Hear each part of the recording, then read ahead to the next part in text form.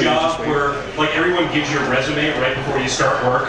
You know, you don't have that in other fields. You don't. It's not like, you know, let me tell you about the guy who's about to enter the operating theater tonight.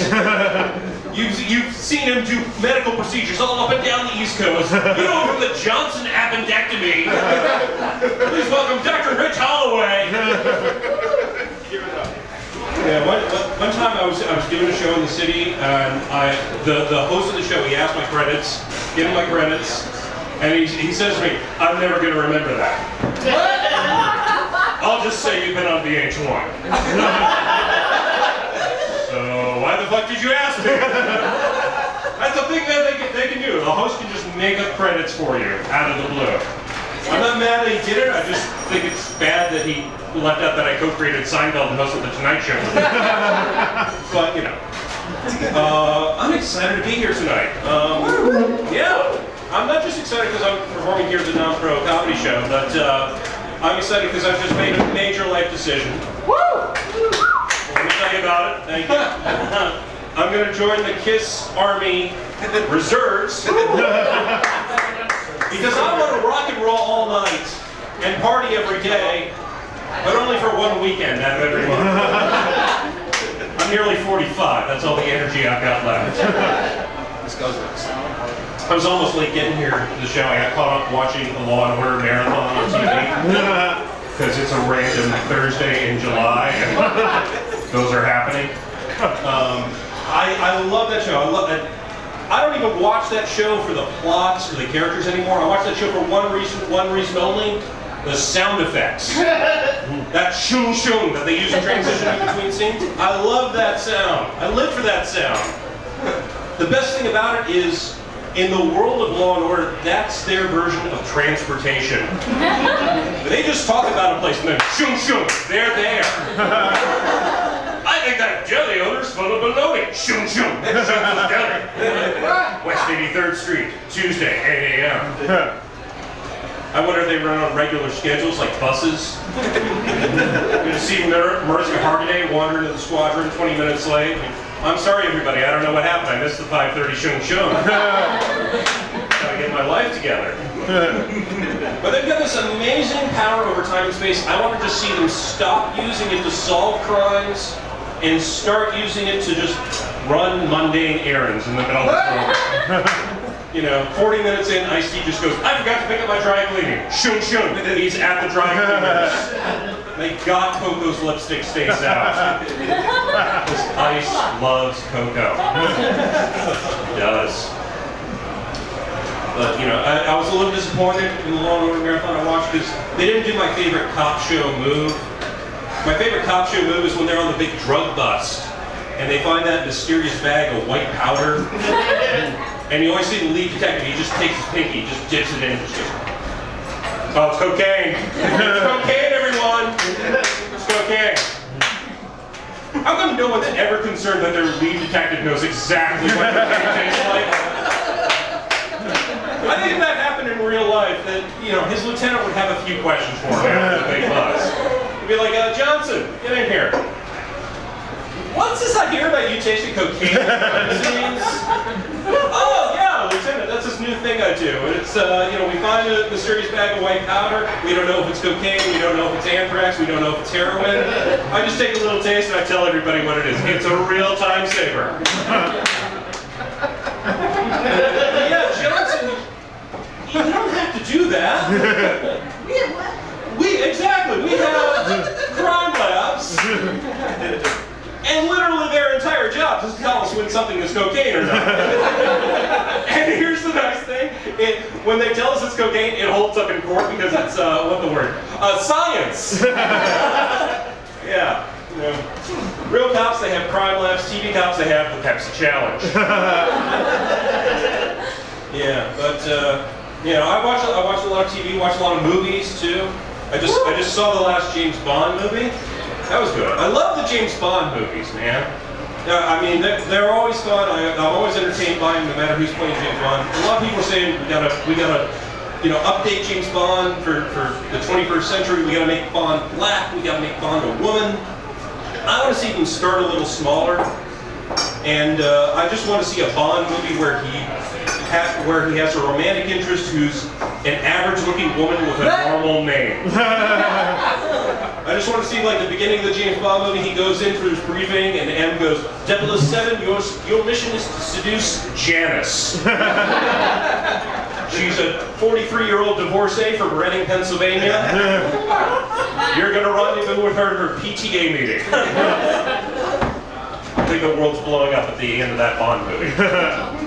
But I like Bond, though, because he's very suave. He's a suave guy. I'm not a suave guy. I have a lot of awkward moments in my life. You know, let me tell you about an awkward moment I had recently. I was making a phone call, a business phone call. I talked to a very nice receptionist by the name of Claire. At the end of the call, I tried to say, "Nice to talk to you." What actually came out of my mouth was, "Nice to stalk you." I don't care if you are James Bond. There's no recovery from that. That is just how that conversation is ending now. Nice to stalk you. But here's the thing, ladies and gentlemen. I am a man of my word. So I am now stalking Claire, the receptionist. Turns out she's a 43-year-old divorcee from Reading, Pennsylvania. I'm going to rendezvous with her at a PTA meeting after the show. But I don't just have awkward moments over the phone, I also have awkward moments online. Let me ask you this, are you guys on Facebook? Yes. Okay. You update your Facebook status a lot? Okay. Have you ever updated your Facebook status, then looked at it a couple hours later and realized it was really anti-Semitic? This happened to me. I updated my Facebook status and I used the phrase, "Please be gentle." A couple hours later, I looked back and realized what I had actually typed was, "Please be Gentile." Hey, are you Jewish? Stop being that! I want you to be Gentile instead. It's okay that I did it. It was an honest mistake. But here's the thing that pisses me off about it. And the entire time I had it up there, none of my friends fucking called me on it. All my friends just looked at it and went, "Yeah, John sure hates the Jews." And they went on with their day. Turns out I am friends with way more white supremacists than I ever realized.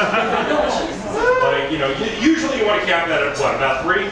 3's a good number, right? It's like a Trump cabinet. 3 white supremacists and that's it.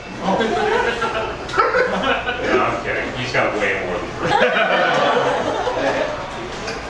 But you know, it's good to have friends, though. You know, I got some good friends in my life. I got to be best man in a wedding recently. Thank you very much. I like being a best man because it's one of the few times in your life you know exactly where you stand. I am the best man. The room has fought it over. He's decided he likes me better than every other dude in this room.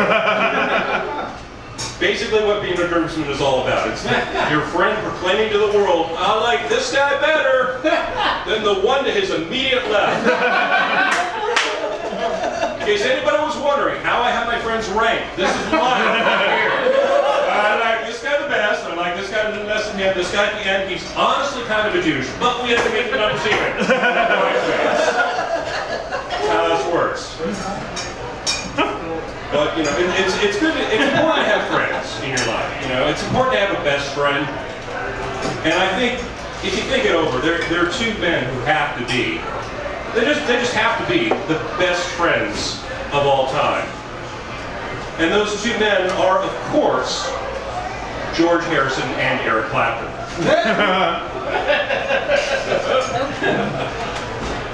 Okay, I'm feeling like not everybody's on board with this premise. Don't worry, I'm going to show my work. Back in the 1960s, George Harrison and Eric Clapton were best friends. Clapton falls in love with George Harrison's wife, and he's really torn up about it. He writes a song, Layla, all about it. And Layla, if you've not heard it lately, it is not a short song. Layla is a 7-minute song. Did anybody hear Mary? Okay, sir, You're a married man. Imagine, I've been up here for about 7 minutes. Imagine if everything I've said for the last 7 minutes was about wanting to nail your wife. That is what Layla sounded like to George Harrison.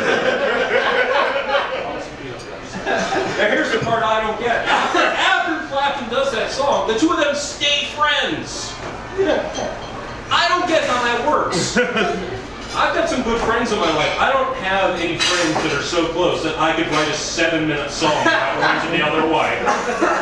Record that song. Release that song. Have it go up to the top of the charts. Let Scorsese use that song in Goodfellas. Re-record that song 25 years later in an acoustic version for MTV's Unplugged. Marry the girl I wrote the song about, and not have my friend be a little pissed off at me. Now maybe I'm just not making the right friend. But I think there's a real lesson to be learned here. And that lesson is, it is possible to write a song that is so good your friend will forgive you for nailing his wife. That is a whole other level of good songwriting. It's like top 40, Grammy award-winning song. It's okay, you fucked my wife! That does not happen to the guy who wrote Jesse's Girl. Alright, I'm just saying, if you have a crush on your friend's wife, start the guitar lessons now. Alright, that's it for me. My name is Sean from